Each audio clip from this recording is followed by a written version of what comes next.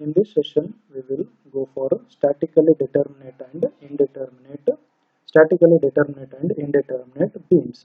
Before going into the statically determinate and indeterminate beam, let us know what is this term beam. So,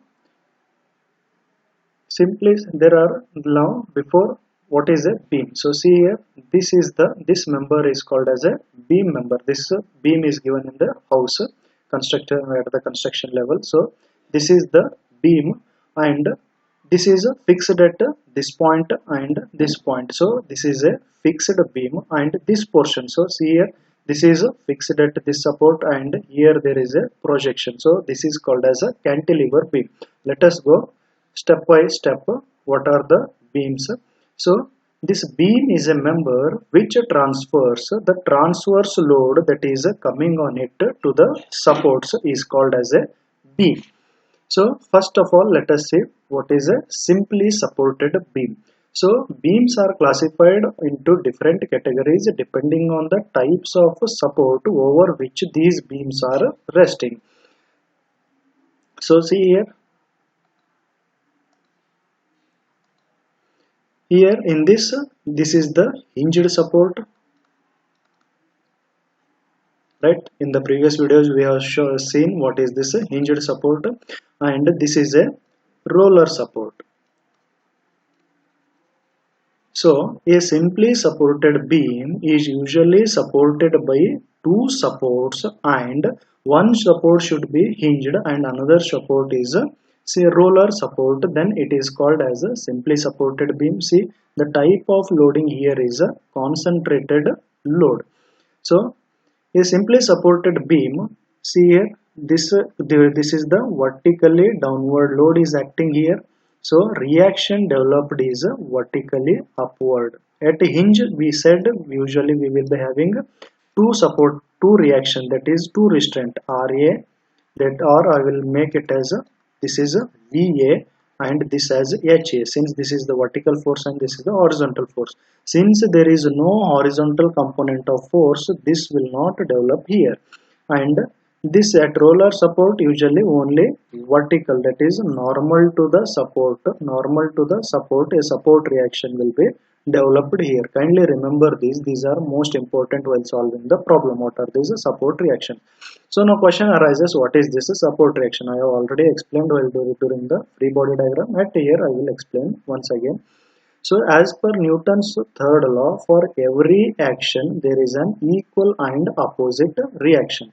Let us take over this table there is a ball. Let us take this is a table over which a ball is placed.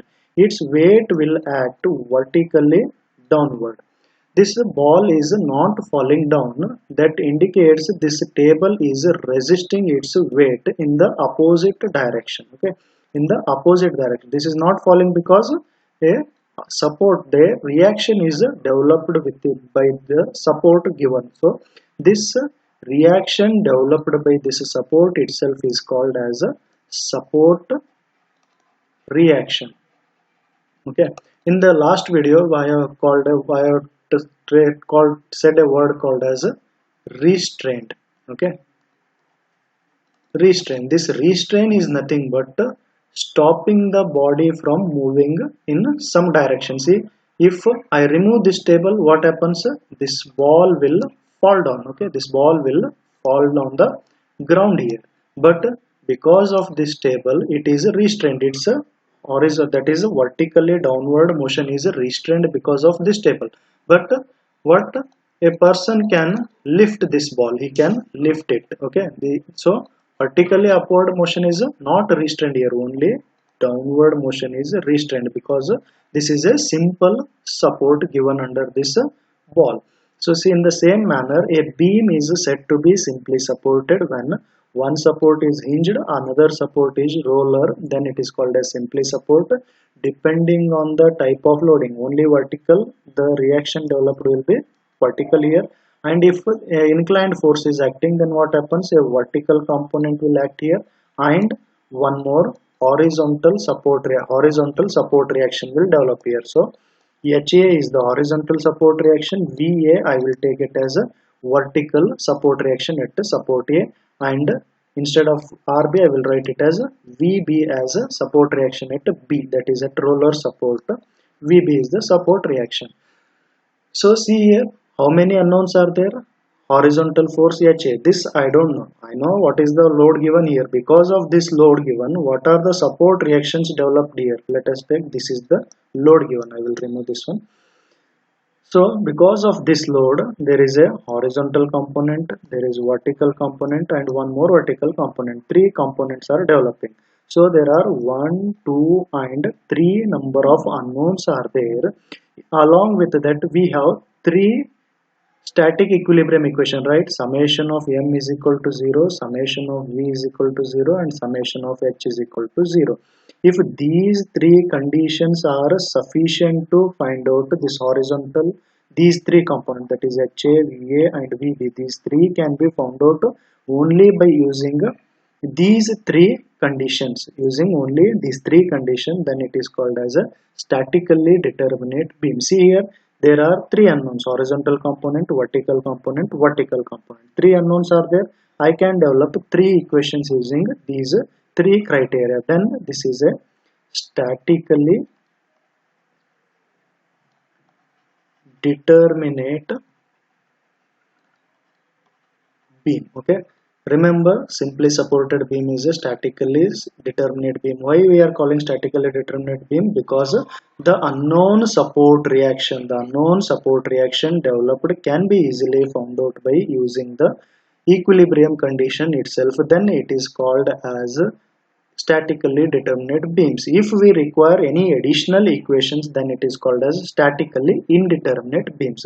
So there are three unknowns are there, so I can develop three equations here to solve these three unknowns. So this is a statically determinate beam. A simply supported beam is beam in which one support is hinged, another support is roller support, then it is called as a simply supported beam. Now let us next go for cantilever beam. See here, in this cantilever beam, this end is a free end. There is no support here, but the other end is fixed here. So this support is a fixed support, this end is a free end. There is no support here.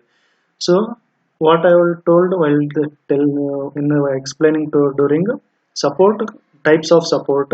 So reaction developed. Let us take a vertical component of load is acting. Because of that, a vertical support reaction will develop. I will write it as VA. And along with that, since there is a load acting at some perpendicular distance, let us take, I will call it as the perpendicular distance as X. So because of this load and perpendicular distance, what happens? A clockwise movement is developed. So but it will not rotate because of this support is fixed. So internal reaction developed will be in the form of a anti-clockwise here. Okay, because of this a clockwise movement is developed. Okay, because of that clockwise movement, this beam should rotate, but it is not rotating because an equal and opposite, see here, equal and opposite, as per Newton's third law, a equal and opposite movement is developed here. That's why this beam is not rotating. Let us take, if instead of this vertical load, if there is an inclined load is acting, what I can do, I can resolve it into horizontal component and vertical component. Because of this horizontal component, there can be a development of another reaction, support reaction at a fixed end, that is called as VH, horizontal support reaction. So how many unknowns are there? VH, VA, and a movement at A. So three unknowns are there. How many conditions we have in static equilibrium? Three conditions, right? These are the three conditions. Using these three conditions, that is, I can develop three equations. There are three unknowns, so I can solve these three unknowns easily. So only by using the equations of equilibrium, that is static equilibrium condition, only I can solve the support reaction. Then it is called as an statically determinate beam. And for a beam to be cantilever, one end should be free and another end is fixed, then it is called as a cantilever beam. Next, see here, this is the practical example. This is this projection. Here this support is fixed. This support is fixed between this column. Okay, this column steel and this beam steel are meshed, they are fixed here. So this is the fixed support. From there it is having a projection. So this portion, this is the fixed end, and there is a projection. This portion is called as a cantilever beam. So if I construct a wall here, what happens? It will transfer this whole load to this beam. So this wall is acting as an UDL. So see here, this is a slab projection. At the slab projection is also fixed here. This is an cantilever slab projection. Actually this is an landing, mid landing as the word, as actually we should call, but for explanation, this is fixed at this support, and this, see here, this wall load, this is the of equal height and having equal thickness, that is it will have an uniform distribution of load over this overall length. So the load, the type of load acting on this cantilever slab is uniformly distributed load, and this type of slab is a cantilever slab, and this member is called as a beam member. Okay, this is the column member. So in this way, this is the cantilever beam, and this is the type of loading. So in this way, in practical day-to-day life, we will interpret these two loads and we go for the analysis of the buildings. So this is most important for those who are in the civil engineering domain. Next, let us see here. This is the fixed beam. So till now, what we have seen?